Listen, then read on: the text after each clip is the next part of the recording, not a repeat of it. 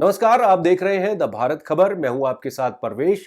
शुरुआत करते हैं दिल्ली की 10 बड़ी खबरों की, लेकिन उससे पहले एक छोटी सी अपील है आपसे। अगर आपने अभी तक द भारत खबर चैनल को सब्सक्राइब नहीं किया है तो तुरंत सब्सक्राइब कर लीजिए, साथ ही बेल आइकन का बटन भी दबा दीजिए।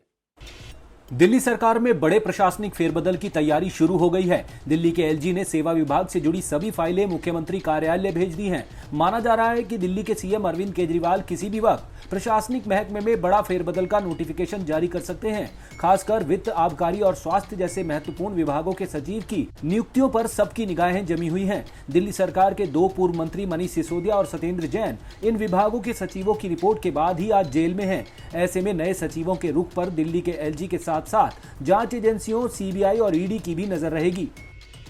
दिल्ली के मुख्यमंत्री अरविंद केजरीवाल की सरकार सुप्रीम कोर्ट से मिली पावर के बाद लगातार एक्शन मोड में नजर आ रही है। दिल्ली सरकार ने पहले सेवा सचिव आशीष मोरे को हटाने के लिए उपराज्यपाल वीके सक्सेना को प्रस्ताव भेजा और अब दिल्ली के मुख्य सचिव को हटाने के लिए केंद्र सरकार को प्रस्ताव भेजा है। दिल्ली के उपराज्यपाल के जरिए मुख्यमंत्री अरविंद केजरीवाल ने केंद्र सरकार से सहमति मांगी है। केजरीवाल सरकार नरेश कुमार की जगह पीके गुप्ता को मुख्य सचिव बनाना चाहती है, जिसके लिए सीएम केजरीवाल ने केंद्र को प्रस्ताव भेज दिया है। पीके गुप्ता 1989 बैच के आईएएस अधिकारी हैं और अभी एसीएस हैं। दिल्ली में महिलाओं के लिए बस नहीं रोकने का मामला सामने आया है, जिसके बाद सीएम अरविंद केजरीवाल के आदेश पर बस चालक को सस्पेंड कर दिया गया है। साथ ही उन्होंने मामले का वीडियो ट्विटर पर साझा करते हुए सख्त हिदायत भी दी है। मुख्यमंत्री अरविंद केजरीवाल ने ट्वीट में लिखा, ऐसी शिकायतें आ रही हैं कि कुछ ड्राइवर महिलाओं को देखकर बस नहीं रोकते क्योंकि महिलाओं का सफर फ्री है। इसे बिल्कुल बर्दाश्त नहीं किया जाएगा। इस बस ड्राइवर के खिलाफ सख्त एक्शन लिया जा रहा है। आपको बता दें कि मामला मुख्यमंत्री के संज्ञान में आते ही बस ड्राइवर की पहचान कर ली गई, जिसके बाद चालक के खिलाफ त्वरित कार्रवाई करते हुए उसे सस्पेंड कर दिया गया। दिल्ली में बसों में सफर करने के लिए अब यात्रियों को परेशानी नहीं होगी। किस रूट पर कौन सी बस जाएगी, कहां बदलनी है और नजदीकी मेट्रो स्टेशन, अस्पताल, बस अड्डा, रेलवे स्टेशन सहित यात्रियों से संबंधित कई जरूरी जानकारियां आसानी से मिलेंगी। दरअसल दिल्ली मेट्रो के सहयोग से अत्याधुनिक सुविधाओं से युक्त दिल्ली के 2000 बस क्यू शेल्टर्स यानी BQS पर रूट मैप लगाए जाएंगे। परिवहन मंत्री कैलाश गहलोत ने बुधवार को ITO स्थित बस स्टॉप पर लगाए गए अत्याधुनिक बस रूट नेविगेशन मैप का शुभारंभ किया। योजना पर 27 करोड़ रुपए खर्च होंगे। दिल्ली में अंधाधुंध फायरिंग का मामला सामने आया है। आधी रात में ताबड़तोड़ फायरिंग से जामा मस्जिद का इलाका दहल उठा। यहां गेट नंबर 1 के सामने अंधाधुंध फायरिंग में 26 साल के समीर की मौत हो गई। शाखा गेस्ट हाउस के नीचे रब चला दे होटल में काम करने वाला समीर अपने रिश्ते के भाई और गेस्ट हाउस के मालिक राजू शाखा के साथ मौजूद था। अचानक कुछ लड़के आए और राजू को मारने लगे। समीर बीच बचाव में आया तो तभी हथियारों से लैस बदमाशों ने गोलियां चला दी। इस दौरान समीर के गोली सर में जा लगी और मौके पर ही उसने दम तोड़ दिया। LNJP अस्पताल में डॉक्टरों की टीम ने समीर को मृत घोषित कर दिया। इस घटना के बाद परिवार समेत पूरे इलाके में गमगीन माहौल बना हुआ है। समीर के 2 बच्चे हैं। घटना के बाद से बदमाश फरार बताए जा रहे हैं। बीते 24 घंटे में गोलियां चलने की ये दूसरी घटना है। इससे पहले 16 मई को थाना चांदनी महल के चितली कब्र इलाके में गोलियां चली थी। महज 24 घंटे के भीतर ये दूसरा गोलीकांड सामने आ गया। दिल्ली पुलिस की स्पेशल सेल ने 10 सालों में 4000 से ज्यादा गाड़ियों के इंजन और चेसिस नंबर बदलकर बेचने वाले बदमाश को गिरफ्तार कर लिया है। आरोपी उत्तर भारत के कुख्यात वाहन चोर मनोज बक्करवाला का करीबी है।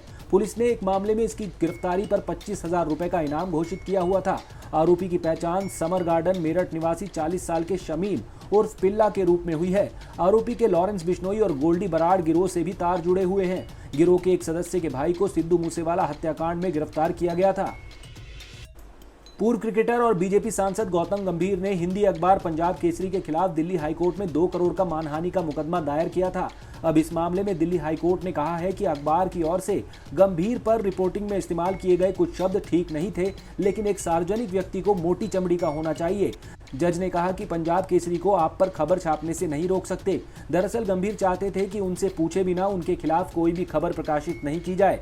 जस्टिस चंद्रधारी सिंह ने आज अखबार के खिलाफ कोई निषेधाज्ञा आदेश पारित नहीं किया, लेकिन गौतम गंभीर के मानहानि के मुकदमे और अंतरिम राहत के लिए उनकी याचिका पर अखबार के खिलाफ नोटिस जारी किया है। इसके अलावा पीठ ने गंभीर की उस मांग को भी स्वीकार नहीं किया जिसमें उन्होंने कथित तौर पर अछूत जैसे शब्दों का इस्तेमाल करने वाली एक न्यूज रिपोर्ट को हटाने की बात कही थी। अगर आप गूगल की मदद से किसी भी कंपनी का कस्टमर केयर नंबर ढूंढते हैं तो जरा सावधान हो जाएं। कहीं ऐसा ना हो कि कंपनी का नंबर ढूंढते ढूंढते आप ठगों के जाल में फंस जाएं। द्वारका जिला के साइबर थाना पुलिस ने एक ऐसे ही गैंग के सदस्य को ओडिशा से गिरफ्तार किया है। पकड़े गए आरोपी की पहचान दिलीप कुमार जैना 23 साल के रूप में हुई है। आरोपियों ने गूगल पर मोबीक्विक और पेटीएम का फर्जी कस्टमर केयर नंबर डाला हुआ था। कोई भी गूगल की मदद से इनका नंबर ढूंढता तो आरोपियों का नंबर मिलता। जैसे ही पीड़ित कॉल करते तो आरोपी खुद को कंपनी का अधिकारी बताकर विश्वास में लेकर व्हाट्सएप पर एक लिंक भेजकर रकम उड़ा लेते थे। बालकनी, सीढ़ी और ऊंचाई पर खेल रहे नन्हे बच्चों को लेकर की जा रही लापरवाही जिंदगी तक छीन रही है। दिल्ली एम्स ट्रॉमा सेंटर में इलाज के लिए आ रहे ऊंचाई से गिरकर चोटिल हुए बच्चों में 60% बालकनी से गिरकर घायल होते हैं। इनमें से अधिकतर बच्चों के सिर में गंभीर चोटें आती हैं, जबकि काफी बच्चे अत्यधिक गंभीर अवस्था में आते हैं।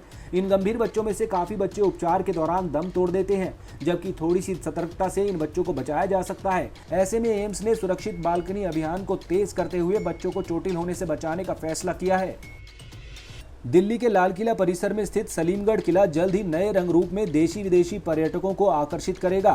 खासतौर पर वो हिस्सा जहां आजाद हिंद फौज के सेनानियों को कैद में रखा गया था। स्वतंत्रता सेनानियों की कहानियों से लोगों को रूबरू करवाया जाएगा। भारतीय पुरातत्व सर्वेक्षण सलीमगढ़ किले को संरक्षित करने का काम कर रहा है। भारतीय पुरातत्व विभाग के मुताबिक G20 शिखर सम्मेलन को देखते हुए इसका काम 1 महीने के भीतर पूरा कर लेने की उम्मीद है।